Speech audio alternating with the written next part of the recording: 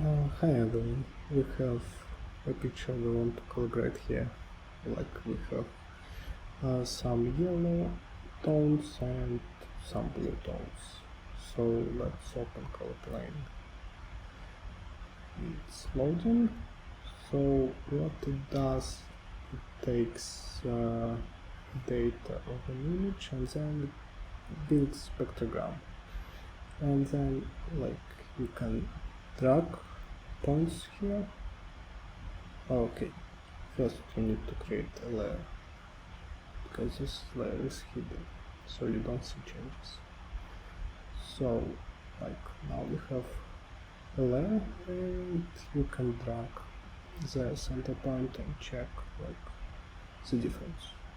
Like I usually do something like this, for example, or this, and like you can add new points just by pressing and dragging, and you can edit the sky here. If you can like check where on histogram our sky is, and then you can just edit the sky. And then like if you want skin tones, that's over here. So like you can do something like this, or you can like reduce amount of skin tones by this. So if you have like some color custom skin, like doing this will put all the colors to the same hue, same chroma. So yeah. How do I get the border and what does it mean? Because like here you see there is some spectrum here, but then you have like here something, and it's probably our highlights. Or darks. It could be darks. Okay, yeah. So yellows. Yeah. Why? Because it's projection of a space in the middle. So there are like some like it's very weird form of a gamut we have in the color space. It looks like this. So like if you cut it here, like you have still something above it. So yeah, but you can still use it as a reference to know where not to drag. Like if you drag here, like it's fine, but like it will start clipping, and clipping means like we have border, and every next color in the gray area would be the same color as the border. Yeah, we have settings here. I think the most interesting one is color model. Like it defines our color size formulas we have. So if we have adjustments something like here, and this like open the menu and start to hover, the image start changing because like it's slightly different formulas.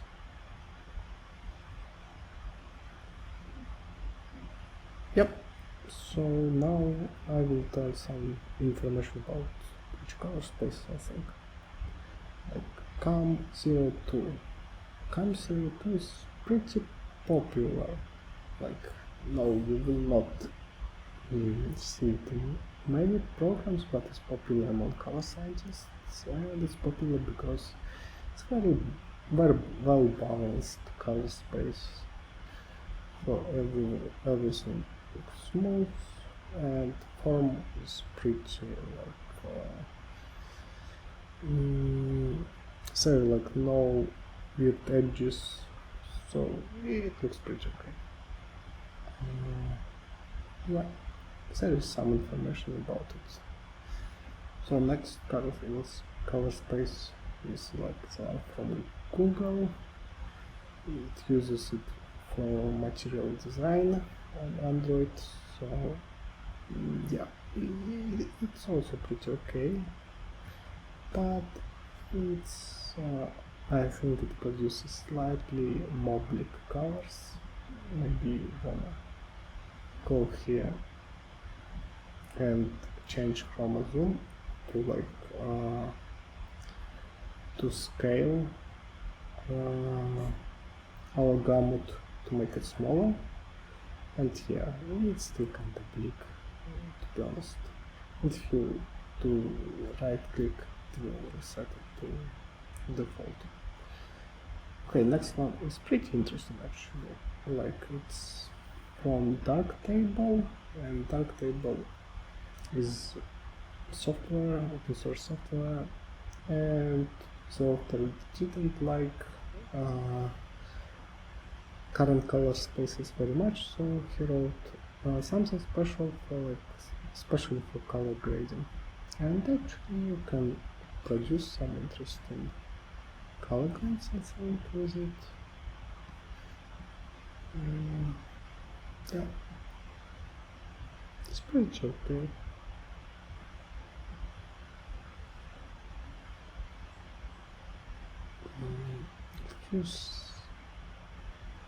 Oh, maybe. And we change opacity. That's not bad. It's pretty okay. And we can also change chromosome.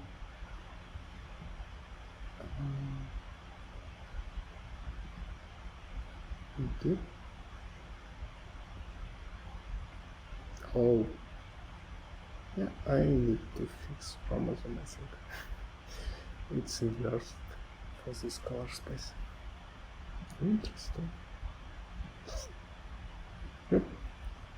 So I found the bug. And this color space is not very similar. I think the only difference is like what happens in blackness. Okay, we have another color space. Job. Yeah, I don't know how to pronounce it. It's not job Z.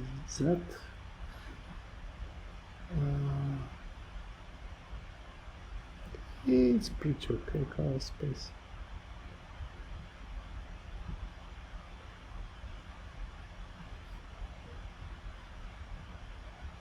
Yeah, it's pretty recent one, like 2017. So yeah, and ICP a bit similar to the previous one. So we will not talk about it. Oh, this one is kind of interesting. Like, basically, there was some issues with lab producing like too much violet tones and blues. So yeah, this color space was created to avoid it. And then it's like pretty popular in different papers to compare stuff. And we have like optimized version of it and another very similar thing. Yeah, so, but yeah, it was created to fix this color space, and this color space is like, you can see it on a lot of software, but the funny thing, it's like 1976 and it's still like very bad support in modern software for it. So, but yeah, it's perfectly fine for Colorgrading.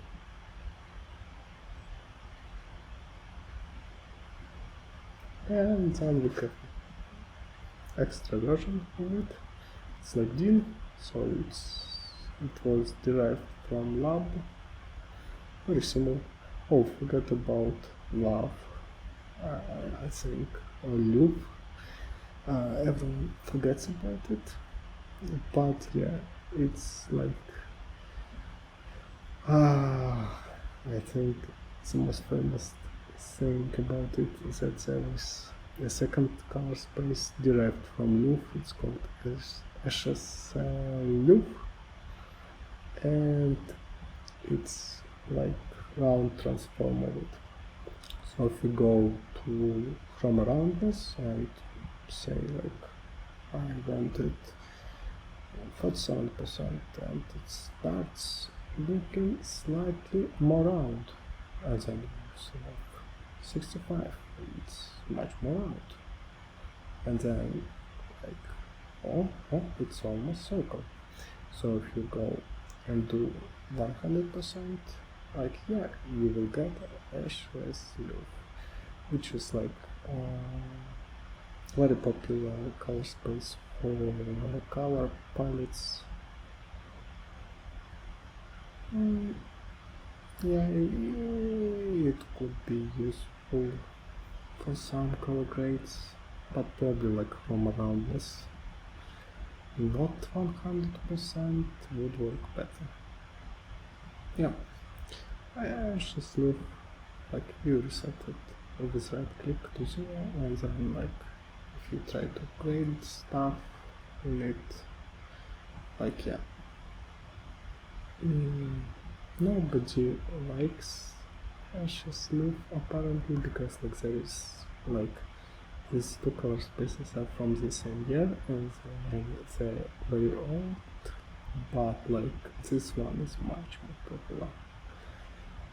Yeah, because like for color scientists, this one loop is like not okay. Like the like parameters to compare color spaces, like how good they are, loop is not good. Yeah, so like if we say T, it's derived from lab, so index difference, it has like here it has more gray area.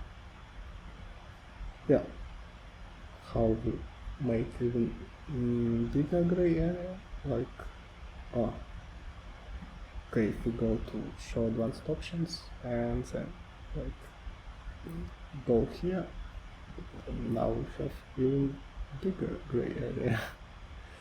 Kinda useful for precise adjustments, but yeah, it's yeah, like you can experiment with it. So let's close our advanced options because they're scary. Waypoint lab, like it's basically lab with like fitting some color atlas. It's like a book of colors. So yeah, it's pretty useful also.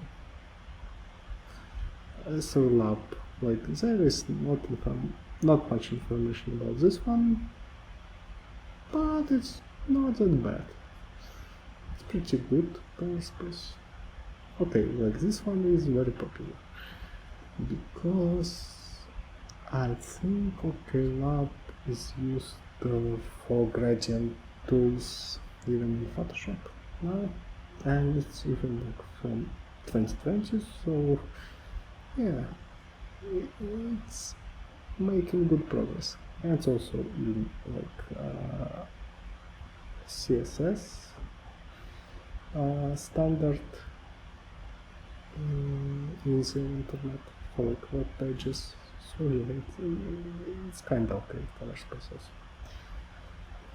It's basically simplified version of this one and this one. It's mix of like CAM and IPT, and then you have OK Lab, which is called Lab.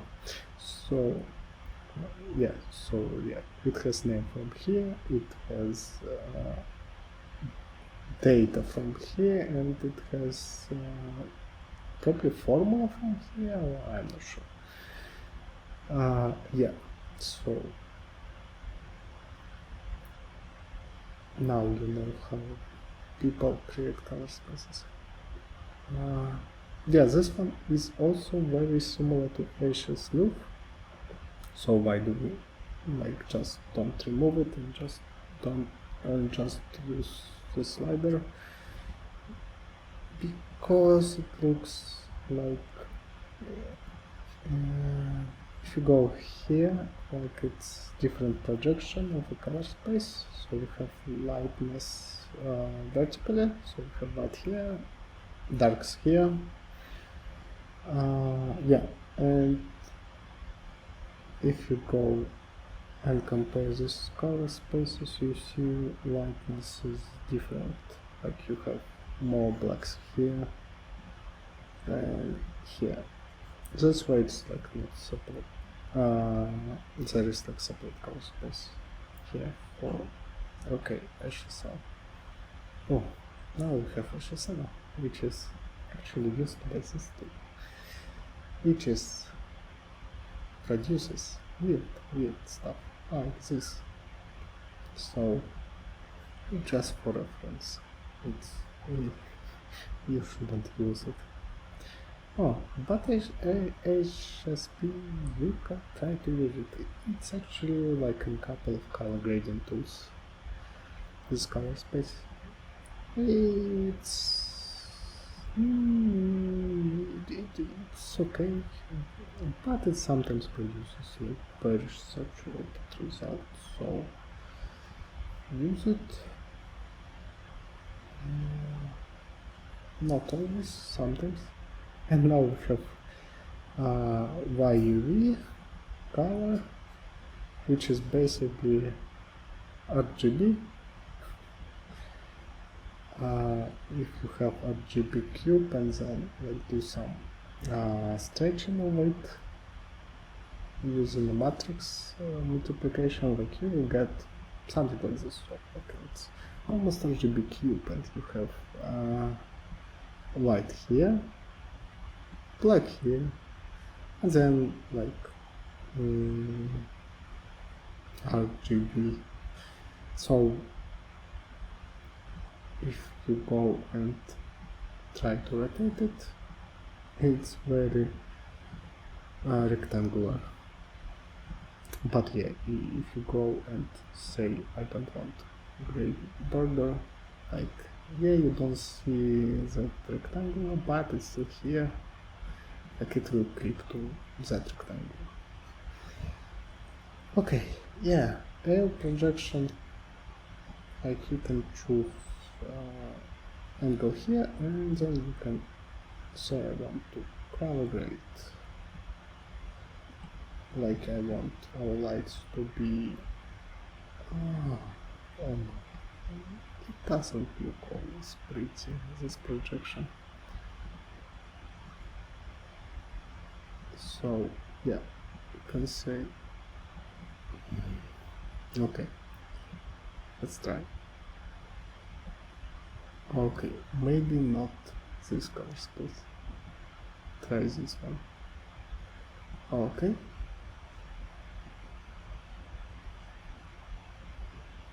You can do like dull color, different tones. What I'm doing, I don't know. It's a bit too extreme.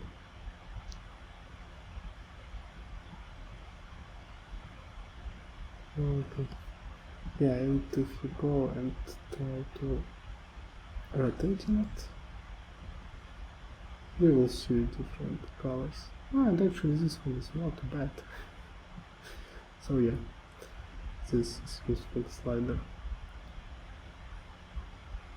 Yeah. Okay. Yeah, something reasonable. It's kind of hard to use this projection to get something useful. So now we have grid types. We have this, this, and this. So this one is default. It's like web, and yeah, it's pretty useful because like you can say I want to compress stuff. I want to just use 2 tones, and then like you can do something like this. which is cool. Then you have this projection. You can also say I want to edit my center point.